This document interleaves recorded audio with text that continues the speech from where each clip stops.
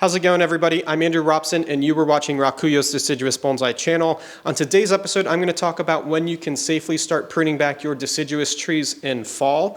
And along the way, we're going to talk about this Katsura, and Katsura as a species for bonsai. So sit back, relax, and enjoy this episode.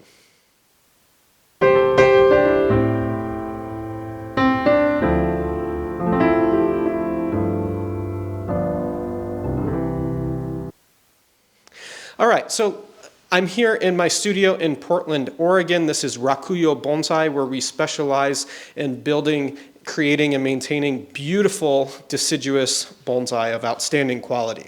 And we do that through our garden here, we do that through our educational intensive classes, and we do that through working with students and clients all over North America.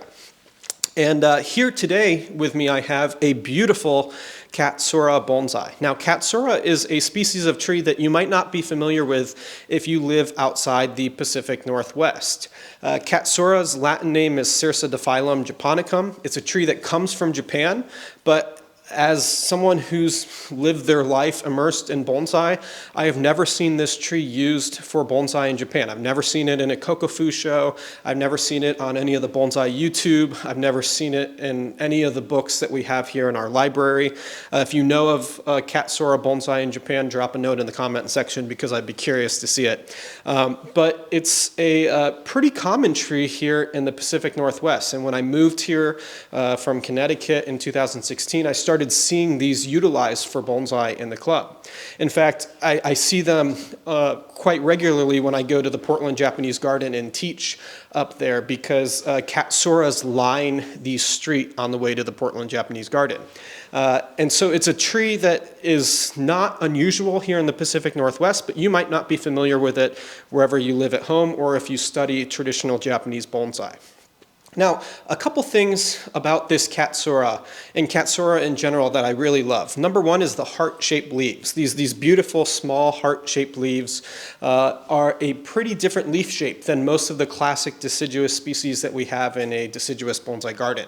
If you think about all the spiky, Japanese maple leaves or trident maple leaves, if you think about the more kind of traditional leaf shape that we see on beech or zelkova, they're pretty different than these really nice rounded heart-shaped leaves. And so it adds nice foliage diversity to the deciduous bonsai bench throughout the growing season. And in autumn, when these things kind of light on fire with color, it's really, really striking. So I love Katsura for that reason. I've styled this tree in a kind of broom style because when I think of them here in Portland, I think of them as street trees. And so that's where we've been evolving the design on this deciduous bonsai for the past 4 or so years that it's been here in the garden at Rakuyo. But it's a wonderful plant. Now, in addition to this striking fall color, the oranges, the reds, even the yellows on the interior of the plant, it really does have all three of those primary fall colors. In addition to this amazing color, you have a plant that produces something really unique and rare, and that's a scent. This tree produces a wonderful aroma every autumn from the foliage that I don't really know of many other plants doing. And if you were here with me in the studio right now, you would be able to smell this beautiful aroma. It's like burnt sugar, cotton candy, kettle corn, kind of a really sweet aroma. It's not really intense, but you notice that it's there, and it's quite intoxicating once you realize that this tree is kind of putting it off. So I love Katsura for that reason. It's a really, really unique plant. It's a little bit difficult to use for bonsai because the growth habit is really coarse and it produces a ton of buds where it already has branches. So it's really easy to get knobs and kind of ugly branch characteristics on these trees without a lot of labor to clean them up. And that's probably why we don't see Katsura utilized for bonsai very much in Japan. But here in the garden we have a handful of them, and I think that's an appropriate amount. This is not a tree that you probably want 30 or 40 of them in your collection, but having 1 or 2 is a really nice way to round out a deciduous bench, adding this beautiful leaf shape variety having this really unique smell that comes across, not from a flower, but just from the leaves as they're changing color in autumn. It's a really, really beautiful plant. So I'd recommend finding a Katsura for your collection if you like what you see here. Now, that leads us to the topic of today's video, and that is, when should you be pruning back your deciduous bonsai in the fall? When can you start trimming? What is the thing that we look for that says it's safe to take out your scissors or your concave cutters and start working on your deciduous trees again?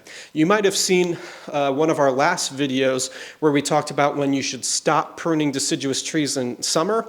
Now that that stop has been executed, it's time to think about when we can start working on our plants again. And this is what you want to see. Number one, our trigger is fall color.